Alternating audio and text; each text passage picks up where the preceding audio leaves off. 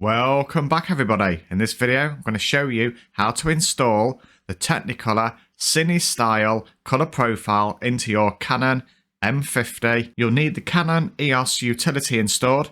If it's not already on your computer, head over to Google and search up Canon EOS Utility.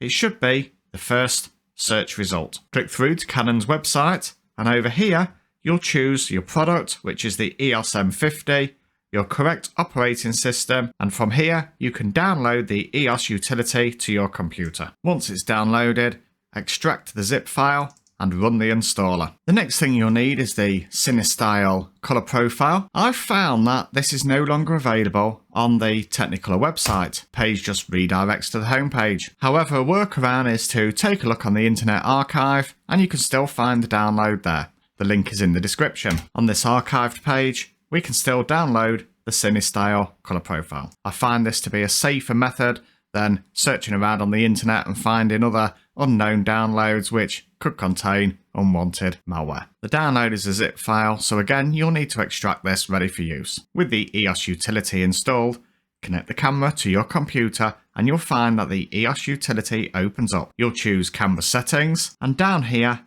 Register Picture Style File. Click on that and under User Defined One, you're going to want to select the Cinestyle profile where you downloaded it and extracted it. Choose this PF2 file, click Open, click OK, and that has now installed the Technicolor Cinestyle colour profile.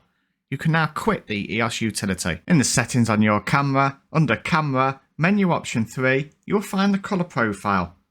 And from here, you can choose the Cinestyle colour profile. Thank you very much for watching. I look forward to seeing you in our next video. Goodbye.